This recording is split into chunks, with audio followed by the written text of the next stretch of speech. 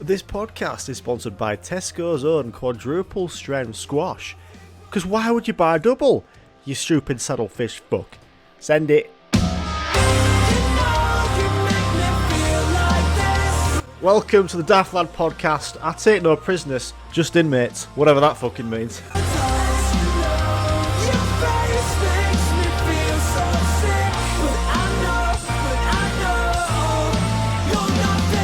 Daft. Welcome to episode 9 of series 2 of the Daft Lad podcast. My name is Paul Sketch, Paul Wretch. Hey up everyone, my name is Paul Wretch, and for tea I'm having horse parmo and waffles. If only BBC News opened with that sentence, you know what I mean? Fantastic work, eh? Anyway, welcome to episode 9 of series 2. It's me, Jimmy, and this is the I can't say the word penultimate. Is that the word? I was going to say the second to last episode of this series. And last episode was a nostalgic trip from secondary school. This one is back to full send shit. Yeah? So enjoy. Yeah. You know when you eat pasta, right? Yeah. You know it's hard as fuck, pre-boil. What if you eat it hard as fuck, swallow it like a tablet, paracetamol, pastacetamol, hello John. If you swallow it hard, will it get bigger in your belly? Expand. So what I'm basically trying to say is if you ate unboiled pasta, would it expand in the belly? Because it's quite hard to see how much you want to have pasta-wise, because you put it in a dish, you're like, I could have a bit more, but then you've cooked it, it's expanded, twice as big, you're like, didn't need that much. What if you put into the bowl the amount where you're like, that isn't enough? Keep it. Eat that, might take you a few hours, proper sweet corn teeth after add bowl pasta, 20 minutes later you're full, it's expanded. I am what you call a class rate genius, right? Because that's a belter of an idea. Let's keep it pasta based, shall we? Proper carb load banter. A lasagna bought from a shop looks like Tidy Dog Sick. Proper Minecraft square of lasagna.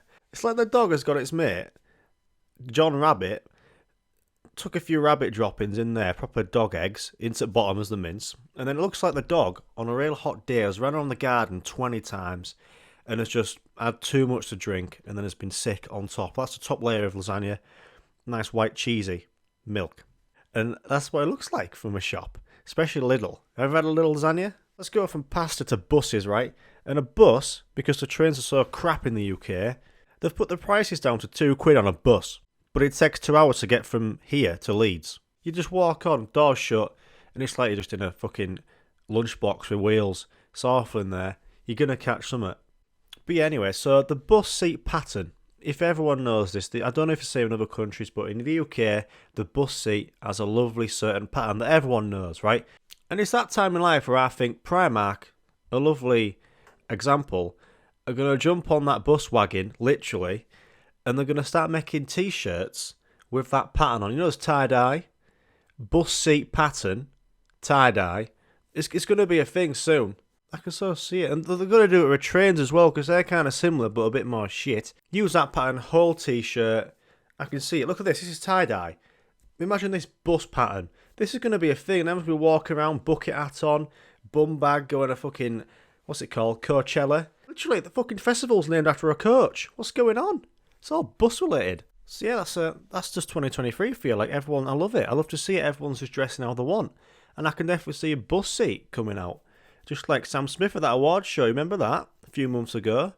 Looked like a Sunday roast gone wrong. Like, you know what I mean? Love it. You got to do what you want to do. You know? You make me feel like this. I know. You're nothing but... See, I did my first ever online shop the other week. And I don't know if you've ever had this and done this, but you have substitutes when you do an online order. Because if they don't have it in stock, they give you something different. Which happened to me. And the substitutes, it's like bringing on a midfielder for a midfielder. That's what it should be like, you know what I mean? Bringing off John Henderson for James Milner. Pretty similar, right? But this substitute of Morrison's, it's like bringing off John Henderson and putting on fucking Aslan So, let's say I ordered a chocolate cake, and if they don't have it in stock, they should substitute it with maybe lovely sort of caramel cake or Victoria sandwich. You know, a sandwich made of Victoria. Something as close to a chocolate cake, right? So I ordered coriander and garlic naan bread, right? So, they didn't have it. I was expecting a plain naan, or even just a bag of Ovis, mate, or just a sat-on bread bun, you know. But the substitute, they were like, oh, we don't have this, but we've got this instead. And it is the seasoning, an actual block of garlic and coriander. And I was like in my head, I don't want that. Thanks. I don't know what to do with that shit. Like, you could give me the seasoning and the toppings, but I'm not just going to conjure up a fucking naan bread for me calf. Just chop it off me thigh. Here you go, bud. Oh, that'll fucking do. And I need the actual thing to put it on. You know, like I've spoke about in the past, pasta is just something to put topping on. You know, sauce on. Bread, you can kind of eat that. You can't eat hardball pasta like we've already said. This is so carb-based. Driver thinks I've got a naan bread plant in my garden. If I did, I wouldn't be ordering one. And I would order seasoning and the garlic clove. I don't want half of my food. I want it all. You know, I go to the shop and I expect to come home and I can just warm it up with a bit of heat and just throw it down my gizzard. I don't want to be making it. I don't cook. In the song name after that in there. I don't play ball. Is it High School Musical? I don't. Hey, better. I don't play. I don't know what he says. Enough of that shit. Let's have some tunes. I've got a feeling that this is out of control. I just know. Right, so this is a story from maybe March. I'm going to say March, February time. But before I say it, I was sick in February. And it reminded me, the last time I was sick was back in 2005 in Turkey, right? I had a good run, right? 2005. Everyone says, oh my God, you haven't been sick since then. I'm like, yeah. Literally, everyone says, when was the last time you were sick? Good conversation starter, by the way. All right then, my name's Bob. All right, Paul, when was the last time you were sick? Shake the hand. So yeah, 2005 was the last time I was sick. That's a good run, isn't it? Like, it's going to take me another quarter of my life to get that run back, you know? So yeah, I was sick, right? And the last time I was sick, 2005, getting to Turkey, right? Getting off the bus from like an hour's drive on the bus. Again, it's bus related. Probably on a lovely seat pattern as well. Like an hour drive from like Dalaman Airport, I think it was, in Turkey. Went to a place called the Gorkum Hotel in Ovacik. Hisaronu Oldenese, if you know it. Yeah? Probably don't. And yeah, I just felt I'd get really bad car sickness, so I was sick when I got off the bus. It was like the people came to greet us, and they were like, "Welcome everyone to the Gorkum Hotel. I am blah blah blah." And then Alex was like, "Yeah." Literally got off the bus, went behind the tree. For some reason, it was purple. Maybe it was a lighting, but it was pitch black anyway. And I was just like, and I was like, I think I was about 8 years old. Hello, my name is Jamie. Shaking their hand. Like J off in between us or something. Yeah, that was my first interaction with the owners. It was like when Professor McGonagall in Harry Potter, you know, at first film when they're all stood out the Great Hall about to go get twat out on them. Professor McGonagall was like, so about to go into the hall, lads and lasses, right? I'm going to put an hat on your head. I'm going to see what class you're going to be in. Then halfway through that, Neville Longbottom shouts, Trevor! That was like me, but I didn't shout Trevor. I shouted sick. You know, I'll hosepipe one of their trees with my throat scream, you know what I mean? So yeah, 18 years since I was last sick. And I thought to myself at the start of the year that, you know, if you think of something like, oh, I've not had an ulcer in ages, you're going to get an ulcer next week. It doesn't happen with like the lottery, you know. It happens with like random shit. Like, so yeah, I thought at the start of the year, I've not been sick in years. And then I was sick. I'm going to tell you the story. So yeah, standard stomach bug. I went to my best mate's house on a Wednesday night back in February. And was only meant to just like drop a birthday present round.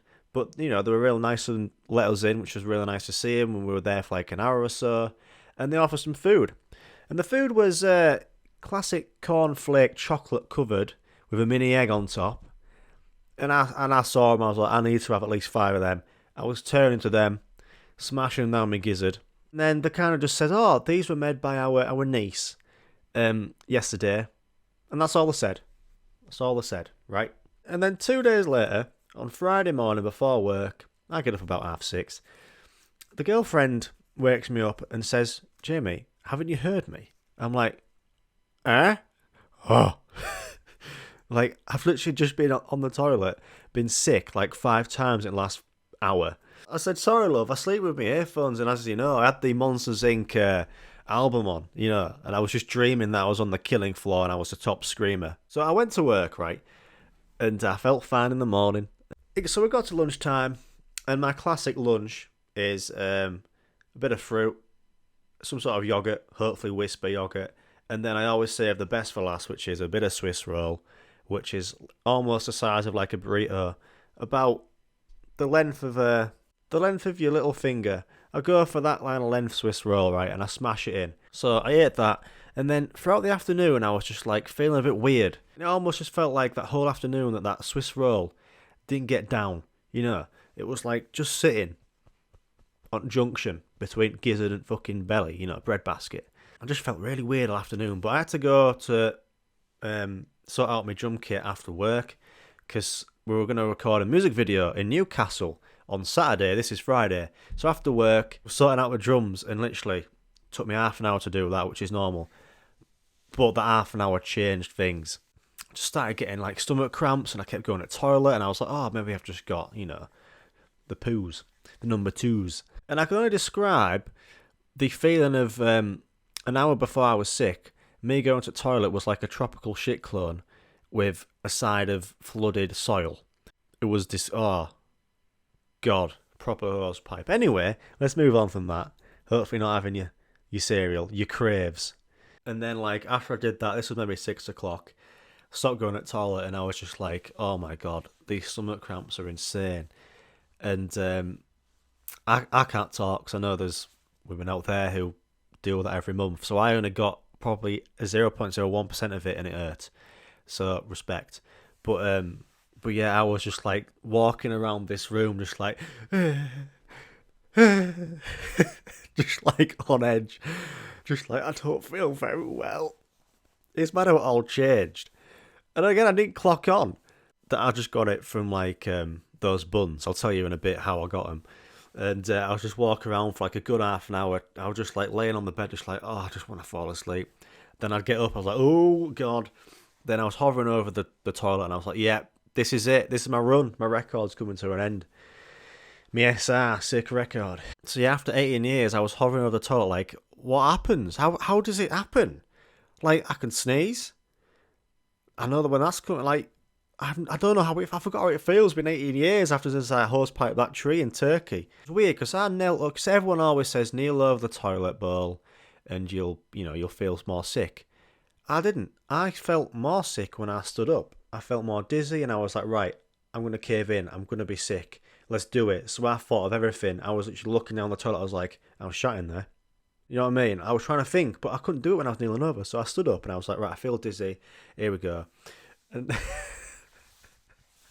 and then because I haven't, been sick over a toilet for 18, well, I probably haven't ever. I didn't know how far I had to have my face over the toilet plate bowl. So the reflux happened, and it just happened. You have no idea what's going on. Who's sending me messages? I'm trying to tell a good story. Any decent fans in Dunelm? I'm not answering that. Get back to the story. So I was sick, and I knelt down, and I thought I was just enough over the toilet plate. But Jesus Christ, for some reason I just faced upwards, and it went all over the radiator, and it was orange, and there was bits of Victoria sandwich in it. The substitute for Morrison's. White bathroom wall. Just turned orange. You've been tangoed, mate. Pure Fanta and chips. Literally, it came out like a bullet. It was like, when you get a water pistol, one of those big guns, and you just pump it for ages. You're like, here we go. When this comes out, it's going to fucking blind a rat. You smash it, just go, poof. It's like when you turn on your garden hose and put your finger over end, put it on full blast, finger over end, and just start darting people with it. It was like that. It was awful. But to be honest, it was a great feeling. Also, it was a great feeling after. But then while I was in it, you're just there like holding on to things like you just have no control over it. It's crazy. So yeah, it looked like Iron Brew just painted the walls. And then I was sick a few more times, and it wasn't me a lot. It was just stomach acid. I was like, this is my fucking enemy, is it? This is why I need Gaviscon. I nearly got me Gaviscon sachets and just spread it over the floor like I'm putting out wildfire. That's what it is, isn't it? So yeah, I laid on the bed after the first time for 30 minutes, was sick again. Laid on the bed for 30 minutes, I thought, this is it. I'm done. 30 minutes later, I was sick again. So yeah, sick 3 or 4 times. And then it's crazy how you use all these like muscles to be sick, and it's like they ache so much. Everything hurt inside. Like, I've never used those muscles in 18 years, You don't get to go to the gym and just work on your sick abs. So yeah, I was laying on bed, I was awful, like, and I was like, I've got to get a Newcastle tomorrow, recording a bloody music video. I've got a drum. I've got to drive to Newcastle, let alone drum, and sit on a seat. It was a 2-hour drive in morning, early morning. This was maybe 9 o'clock at night. I had to be up at maybe 7 o'clock to get to Newcastle for 9:10. And I just said to the lads, I'm not going to be able to make it. I can't even move. And I feel like I'm going to, go to the toilet anytime second. But yeah, I had nothing to eat that night, no water or anything. I just couldn't eat anything. I had some tablets, that was it. I slept from 9 p.m. till 8 a.m. Woke up on Saturday at 8. Didn't fancy anything to eat. I kept having water and tablets and stuff. I could actually get a bit of that down me. And I felt alright actually, apart from a few pains and headaches, especially the aches in the body, the old sick abs. I just woke up and I was like, I just had a really weird dream. I had a dream that I was in a corner shop with a load of my ex-students in my college, with, of all people, ex-footballer and pundit Chris Sutton was behind the fucking reception of the corner shop. We were all sat on the floor. I'd just bought a Coke and a bit of cake. And then he like saw me about to have the Coke, and he stole the Coke off of me, and I was just thinking like, I really crave fizzy now because I was so dehydrated. I was just like, Chris, give me that Coke. And then I woke up. So yeah, I felt about 80%. I thought, right, I can do this, because obviously I didn't want to let people down because it's been booked, there's people relying on. There's no one else who can drum to these songs. So I got up, had a shower, had one slice of toast, and then I told the lads, right, I'm going to try and come today. So maybe 8:30, I started packing up the car with the drums, and then I set off to Newcastle. And I felt fine stood up, but I got into the car in that same position, the seat position, obviously, because you can't be stood up when you're driving. And all of a sudden, I was just getting really bad cramps. So I had to kind of, the only way that I could describe of making it feel better as I was driving, put my back stretched, put my arm behind the passenger seat and kind of stretch to the left, and have the hand on the wheel like this. And I was just like, this feels alright, That's the only way I could like stop from feeling shit. So halfway, I think I got to maybe Harrogate off first, got to stop off and just literally get out, because I thought I was going to be, I didn't know if I was going to be sick, but I just had to stand up and just try and get the pains going. I had some tablets, some water, and then got back into the car, and I think I had like Aston Villa v Arsenal on the radio. I think I was just trying to distract myself, like really get into it. I was like, oh my God, I sounded like a great shot. Trying to distract myself and shit. So yeah, I got to Newcastle, saw the lads, loaded in. They all helped me, which was cool. I like wore a mask, even though this is like 3 years after COVID. I wore a mask. I didn't want to give it to them because it was awful. So we were in Newcastle, literally bang in the centre of Newcastle as well. It was really fucking busy, which made it even worse. Got inside this building, up an elevator like 3 times, got everything out, did the music video. I felt alright. My stomach was hurting a bit, but this is for our song In Cycles, which I'll probably put on. You can actually see the video. It's on YouTube. Just type in Foxhorn In Cycles music video, and you can see me on the drums. So just think of me when you're watching it. He's there. He's like, he's about to either crap himself or be sick. I don't know how I didn't really. So what, from maybe 11 o'clock till maybe 3 o'clock, we were drumming. We were, you have to mosh out like fuck and play the song about 20 times to get the enough shots. I didn't really drink a lot, really. One of the lads gave me one of those, what's it called, vitamin D or C things. Like, it mushes into your drink and you drink it, I don't know, it gives you energy. I don't know. What's it called? Things with B. Balegna. So yeah, we finished 5 hours later. It was maybe 4 o'clock, maybe 5 o'clock. I think it was 5 o'clock actually. And our singer was doing the last of his shots I'd done. I was just sat eating an apple somehow. I was watching Liverpool v Newcastle because literally 5 minutes up the road, Liverpool v Newcastle started. I'm a Liverpool fan, so I was like, oh, this is class. It's happening up street from me. I was kind of feeling a bit better. But the singer was just like, he looked a bit ropey. So he was doing his shots, his final shots. And then he like stopped and we're like, that's a wrap, mint. You know, clapped, because you do that because you feel like you're a movie star. And he was just like, lads, I just feel a bit weird. And I was like, oh God, I hope I've not gave it. But that's fast if that's worked on him. I went to the toilet and my God, I went for a pee and it was like Ribena. It was like purple orange. I was like, oh shit. So I drank so much because I thought, what's wrong with me? You know what I mean? I was like Bear Grylls in a desert. But I was only in Newcastle on the tune, so. Loaded the car, and as I was loading the car, the singer just walked past me. I was like, hey, Polly. He didn't even clock me. And I was like, oh, okay. And I loaded the last of the stuff, and I just heard this splatter on the floor like it's Roller Coaster Tycoon. And it was Ollie. And it fired out like me. I was like, oh, God, you could just hear it. It was awful. But then at the same time, I think Liverpool scored a second or something, and Nick Pope was sent off. So I was like, oh, mint, oh, you're all right, Ollie. Yes. So that happened. And so he had to drive back with the bassist another hour back to Leeds, and maybe an hour and a half. With window down, apparently, the bassist said, and he said he looks awful. He looked like a corpse. I felt for him. But he didn't get it from me, he got it from his missus. She works in a school, and he said that she was spewing up maybe 4 days before. But being 4 days after, he thought it'd be fine, instead of me the night before, so that happened. So I literally drove back and I was drinking so much. I stopped off 3 times on A19 just to have a pee because I drank so much. It was getting less alkaline. Is that as you do in science, isn't it? Soil alkaline, I don't know. It was going more hydrated. And I went for Mackey's. I was like, I'm kind of hungry because all I've had today is an apple and a slice of toast. And I've drove to Toon. So I was like, I might go to Mackey's. Obviously I won't get a burger, but I just got some chips, get a bit of salt in me. And they were unreal. Oh, they were unreal, especially when you've not had a lot to drink.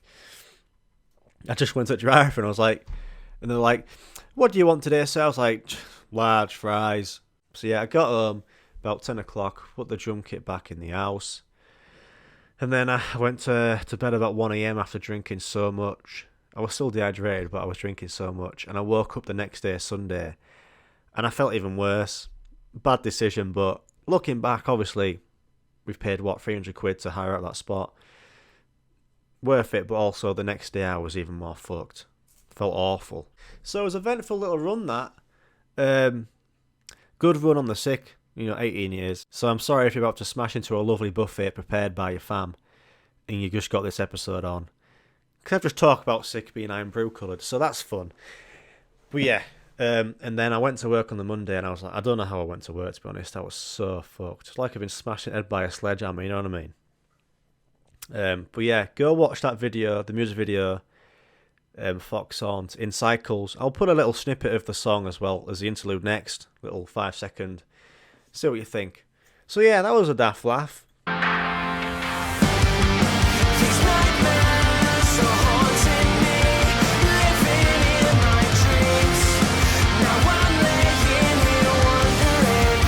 Right, so someone has moved into the house next door, and I was wondering, like, who are these people who value and put a price on a house? I know there's a name for it.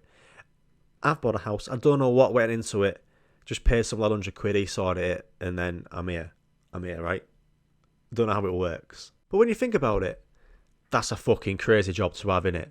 Putting a price on a house, and someone saved the whole life for that price. Don't you think? It's pretty mental. Like, someone walks into this lovely house, posh house, and they just think, at the end of it, like, right, okay, this probably, at a rough guess, 800,000 quid this will cost someone, yeah? And I'm like, I think, what are they going off? What makes it that much, or builds it up? Do they go off what the previous owner makes it look like? All the previous owner's furniture. It's like, but what if that's really good furniture? Makes it look better. Just take it all out. But then I know they do that sometimes. They'll just walk in and go, right, John, you test the rafters. I'm going to start punching the brick walls. Just go, bang, bang, start hanging from it like monkey bars. And if it feels sturdy, like that rafter's worth £1,000 each. There's 20 rafters. Put that on, yeah. Just walk into the living room like, oh my god, I've never seen a living room with a ball pit in the middle of it. Wow. Put 30 grand on that, Sheila, yeah? Oh, I see they've got a picture of Jeremy Clarkson on the wall. Take 20 grand off that, Sheila, yeah? So yeah, I wondered that. If there's a certain job for it, let us know on Twitter or send us an email if there's a certain word for it. House agent? So yeah, here's a fun one for you, because probably most of you have maybe learned how to drive, maybe tried and failed, or you've passed. And my girlfriend's doing her driving test at the minute, driving lessons. And I was just like, what are the funniest theory questions? Because I've been helping her out doing the theory questions. So I found this website with the most stupid and most funniest theory questions. So here we go. Let's have a daft laugh, shall we? Here we go. Here's the funniest questions on a theory test with the most stupidest answers. What do you do if you want to continue driving after a longer stay? I should check if there are children under the vehicle. I need to run a visual on the vehicle. I need to check the loads securing. What's that mean? It says at the bottom, curious that only children can hide under the car and no adults or dogs. Right, next one. How fast can a speed 100 bus travel on the country road? And then someone's put, you think it would be easy this, but the correct answer is 80 kilometres per hour. You'd think it would be 100, wouldn't you? What does this traffic sign warn of? There's no traffic sign. What should I bear in mind when lubricating a vehicle? The grease nipple should be cleaned before greasing. There must be a noticeable amount of fat in the skin. Old and new grease must not be combined. There should be a noticeable amount of fat in the skin. That's what my mum says to me every day she sees me. What does loud music with extreme bass lead to when driving a car? In the vicinity of such vehicles, blind people lose orientation. The driver's attention is considerably impaired. How fucking bassy is that? Blind people can see the course of the road. That bass is so heavy, it's making you blind. So yeah, that's a bit of fun. Is that the funniest theory test? Random, that, innit? Anyway, let's have some tunes. Can you give me just a little bit more?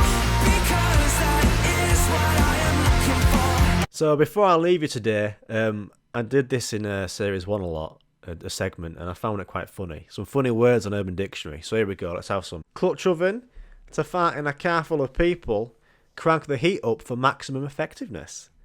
Example, Mike was driving us to Jake's party and he farted, trapping us in his clutch oven. Next one is spoon licker, a person who is very lazy and has very, very slow replies to texts and other social medias. Example, Thea sent message 4 hours ago. Thea to Luke, Luke, you're a fucking spoon licker. There you go. Next one is hot lunch, to shit in another person's mouth. I'm so sorry about that. Let's move on. And finally, farfanugin, a person who farts in the bath and then bites the bubbles. Pedro is a shit-eating farfanoofin. So there you go, everyone. That's episode 9. And I'll see you next week for the finale. And I've got something lined up that's gonna blow your mind, especially if you're a Harry Potter fan, eh? Yeah. Anyway, I'm off to Marks and Spencer to buy a trampoline for my local prison. See ya!